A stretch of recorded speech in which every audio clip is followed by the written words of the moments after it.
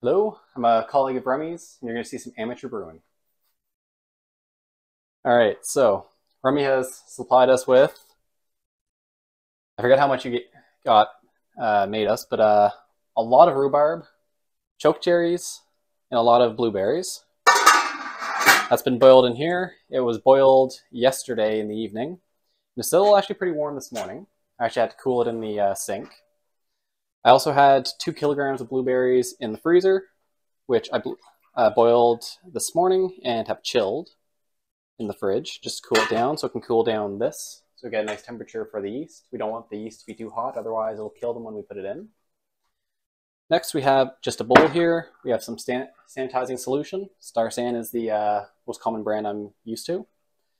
We have just regular black tea, just add some tannins. And usually I would have a lemon, but I forgot the lemon, so we have lemon juice. I'm not sure if I'm actually going to add that because from what I've been reading with rhubarb, it's very acidic, so we might not need the lemon at all. In fact, forget the lemon. There's usually lemon. Right. And for the yeast, we have a champagne yeast, the EC 1117 or 1118. There's also a 1117. So, Star San dilution is on the back. It's very, very potent. It's a food grade sanitizer. Typically, it's 1 ounce of Star San for 5 gallons of tap water. I've kind of roughly estimated it out. I'm going to pour it in. Should have poured the water first because it bubbles. Pour on the sides. This is it's a very bubbly solution, so do this in the inverse order of what I just did. Just to be clear, every fruits that you have in the pots back behind you were boiled last night because you had to let them sit and just come back to room temperature. It takes a long time to cool. Like I boiled this overnight or last night, and it was still hot this morning. I put cold water in the sink and actually had to have it with cold water to cool it down. It was actually still very hot to the touch. This one cooled down just because it's smaller, cooled down very rapidly, and I put it in the fridge, so it was nice and chilled right now.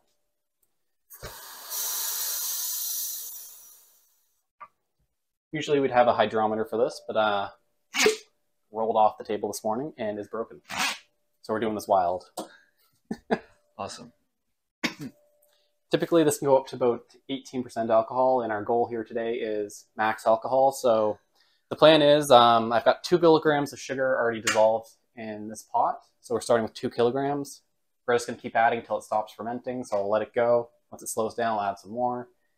Eventually it'll stop, then we'll just do it to taste for sweetness. So we're just going to let it stall at max alcohol, which is, this one I've gotten as much as 18%. The maximum alcohol was my request.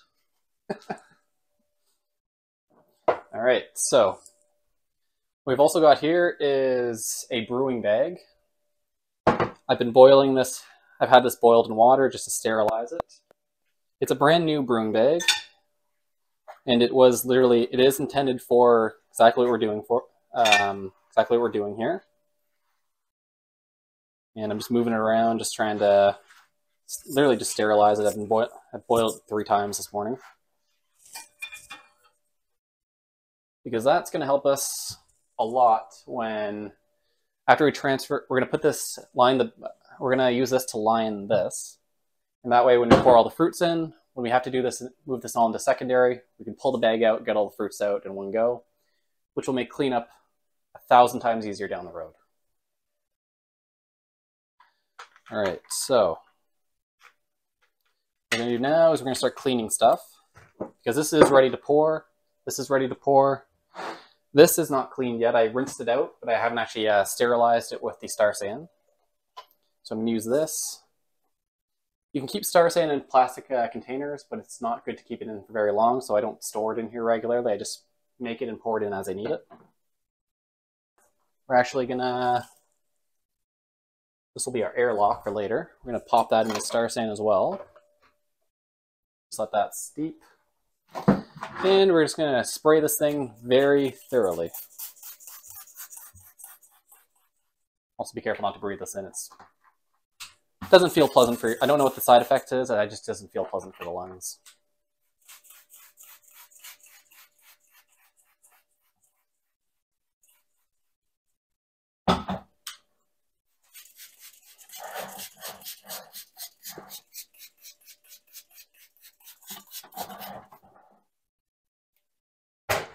Break to get out of the air. Just a board. I'm gonna sterilize it. I've already washed this morning.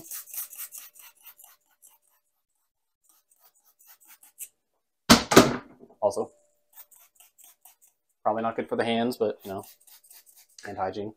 And all that's doing is, so when I do the lid, I have a spot to place it.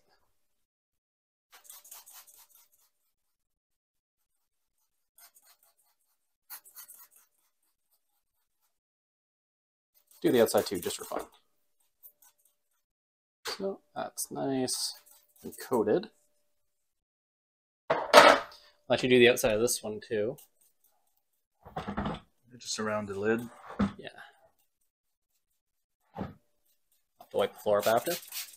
And give this another good coating because this is quite literally the most important part. I'm going to try to, there's quite a bit of fluid accumulating there. Trying to get it into, because this one has a tap, trying to get into the tap. Let that run through. It's going to stay closed during the fermentation, but good to have it as clean as possible. Okay, so we'll give that some time.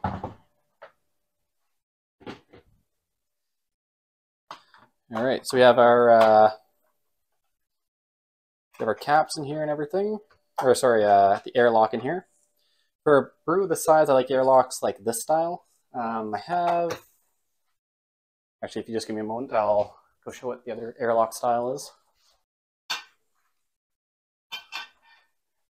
So, all right. So the other, there it is. The other style of airlock would be like this. It kind of does a loop. You pour some water in, stays here and here. Then you can see the water bubbling through. They're very nice for small brews. But if you try to do this on a big one, it doesn't let air out as fast, I find. And then the brew bubbles up, goes through here, and then shoots out the top. And I've had an incident where it's just everywhere. Not fun. So I find these big ones, this style here, can better handle a large volume of air coming out and doesn't overflow as much. Now, if the brew is really vigorous, it sometimes just happens. That's avoided by having keeping some space on how far you fill up here. All right, and now we get for the manual labor part. Had some time to sterilize. I'm gonna dump. This is technically rinseless, but I'm still gonna dump out what I can. Yeah. Sense. All right. Probably I touched the wall there, so I'm gonna have to respray that.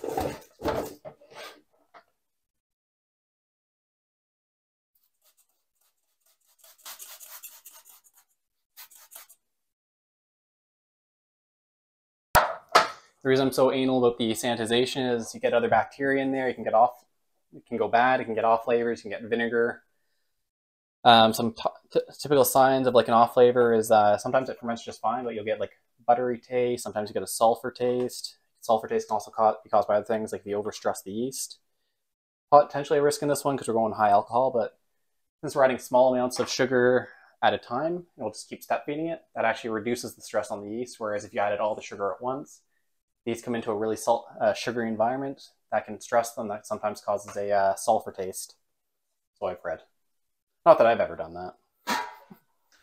I'm sure no. I would never stress my yeast.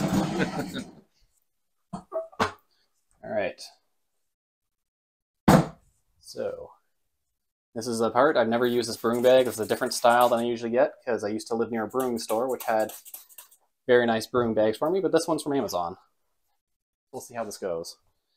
I don't like the style of this bag, but it's what I had. I'll try to find the link to the bag if anyone wants to try it. This is boiled, washed, boiled again, boiled a third time.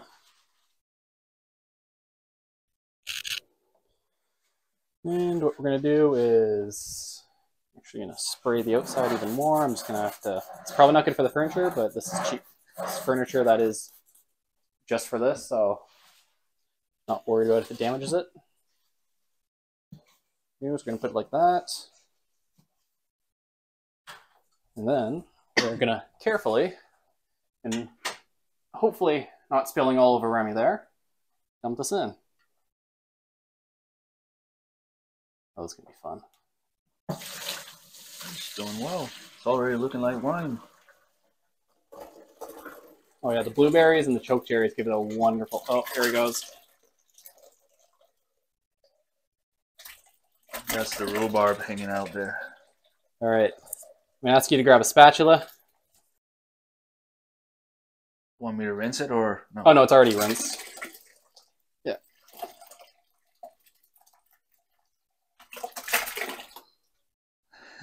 All right.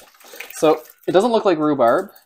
When you gave me those rhubarbs, they were very crisp stalks. But fun fact, I've never boiled rhubarb before, but when you boil it, it turns into strings, like rapidly. All right. So we got that. That's all the stuff Remy gave us. And then this is boiled blueberries. This is just store-bought blueberries, though. So kind of cheating. Thank you. It's not really doing much. Let's see. This way it's better. Yeah. Okay, here's the bad part. Actually, let me... All right. So this is actually a lot of volume of from just the fruit alone. So we're actually not going to have to add much water.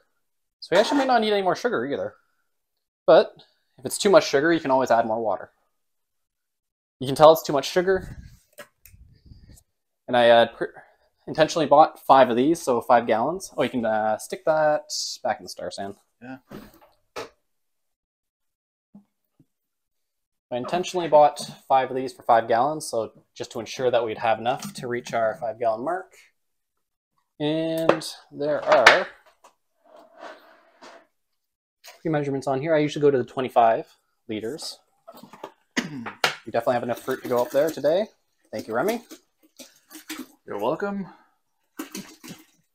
This is also very well done in a garage. At least this part. Yeah. Aging definitely has to be done inside, though. You got to keep it at a good temperature. Ideally, a little bit cooler. For here, I can't control the temperature too well, so it's going to be room temperature. I'm going to come around so we can see. You're at 20. I'm at 20. There we go.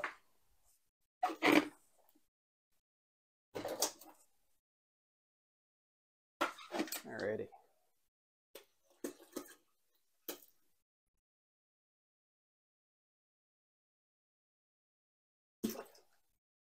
Try not to do any more damage than all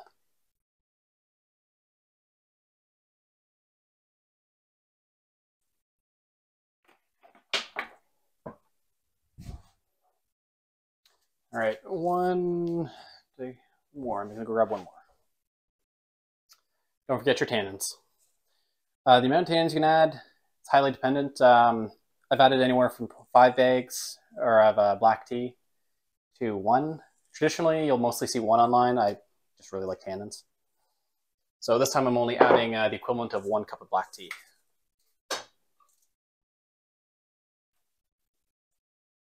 You're 23. All right. Now this is going to be 25 liters, I believe it was. And yeah, liters. Now our final takeaway volume is going to be far less than that because we have all the fruit in there, which we're going to remove with the bag. Like now?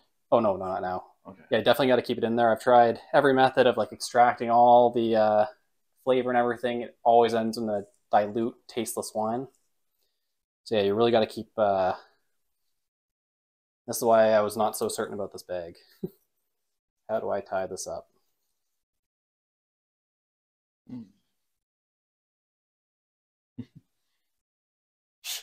Oh, nothing better than a traditional nod.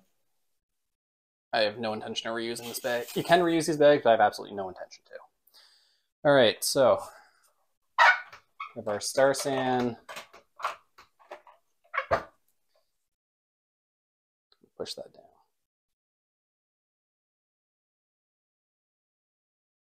Just going to try to push that down because it can retain air. Just fine in this stage. In fact, you actually want air in the, you want to kind of aerate it so you can kind of slosh it around. Because the first phase of fermentation uses air to, and the yeast actually use the air, so it helps them get going.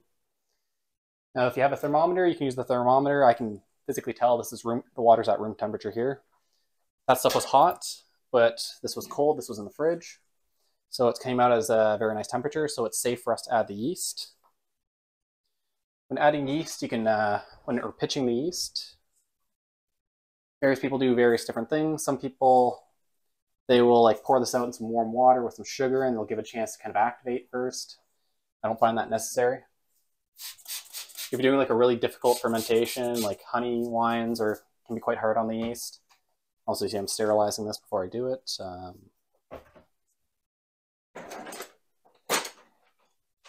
Scissors, leave them in there. Just because you don't want to contaminate, the yeast bags aren't very clean. Now, you don't actually have to add a full bag of yeast all the time. This is 5 gallons, so that's definitely 1 bag of yeast you want to do. In fact, this one might be even undershooting it a bit, but it will multiply, so it will make enough. Yeah, one of those living things that I never understand, like the sourdough and all that kind of stuff. Oh, yeah. It will make more of itself. So that powder is alive. Hopefully. You gotta be careful though, because it dies very quickly in heat. So if you put it into a hot, if this is too hot and you put it in, it dies instantly. And then nothing will happen and it might go bad. Sometimes if your solution is like toxic to the yeast, they won't survive and as a result won't ferment. I've had that happen before. I've had it one time where it just wouldn't ferment and I never figured out why. I assume I had something bad in there. All right, so this is basically done. Can do a taste test if you want, but I probably should have done that before adding the yeast. But overall, we're gonna give this one more paranoia spray down. Then we're going to seal it. For anyone buying new brewing equipment, I really recommend just having one of these holes there, like the style where you have a hole and then you have a cork that goes into it. Because the most readily available thing online are these, and these are wonderful. Thing is, they have a hole drilled specifically for the bubbler itself, but they stretch out very fast and you can't buy a new cap. So I can't actually ferment with this. This cap doesn't hold air, it leaks, and it goes bad. So they don't last very long, and then you have to buy the whole new thing. They were selling the caps for a little while, but they stopped and haven't restarted for a long, at least as far as I know. This way, if the hole stretches, you can just push the cork down further. You can also buy like all sizes of corks. So there you go. Now, what we have to do now is it's sealed. We need to add some water here. Some people, if you have vodka, you can use vodka and put it in there just because it sterilizes. It's sterile. Don't use Star Sand solution. It bubbles. So as the bubble comes through, it's going to add to the bubbling and just create issues. Yeah. Do not recommend. Now this isn't actually going into the solution, so you can just use some tap water here. And there's 2 pieces in here. You want to put enough in there that at least covers there. So now we got that. So what's going to happen is as it starts fermenting, it's going to release carbon dioxide. That's going to release bubbles periodically. That's how you're going to track the progress, because as it's bubbling, you know it's actively fermenting. The faster it's bubbling, the louder it's bubbling, the more active it is. When it stops, you want to wait a few days. I usually wait like an extra week after it stops just to let it fully degas. And then you're ready for the next phase, which will be part 2. This is the bare bones of brewing. There's a lot of extra steps and there's a lot of more things you can do and add. This is just kind of a simple introduction. All right, Oh no, I'm in. So I was just saying to Remy then, or I'm just going to try to re-say it. What we're doing now, since I didn't actually take the initial alcohol reading, which definitely not ideal, it's just a little morning accident. And since our target is max alcohol content, we didn't add the full volume of sugar. I predict it's going to need more than just the 2 kilograms in there, given it's 25 liters. So what we're going to do is we're going to keep adding it as it finishes fermenting to keep it going, or once it starts slowing down, I'll start adding more sugar. We're going to keep going until basically it stalls at 18%, which is typically where this yeast can go up to. And then we'll add a bit more just to our taste for sweetness. What I was saying to him before is this is like a stepwise approach where you're not adding all the sugar at once, which has advantages because the lower the sugar concentration, the less stress you place on the yeast. So they tend to ferment through it faster, so you can just keep adding it and it creates less stress. It's a technique I usually see with a mead. People add a bit of mead, then add more mead, and doing this can actually, since it acclimatizes the yeast, can actually increase their alcohol tolerance, so increase their chance of getting to that 18%.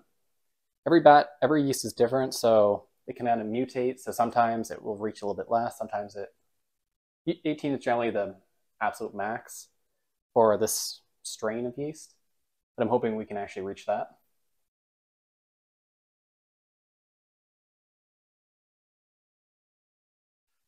Just to confirm, I asked him a question. The first process was anywhere between 20 to 35 minutes. The longer, the better, I guess. Boiling, the first part, where you want to make sure that you kill all the bacteria and you start breaking it down properly and all that stuff. So in about a month, I'll be back and we'll do the second step.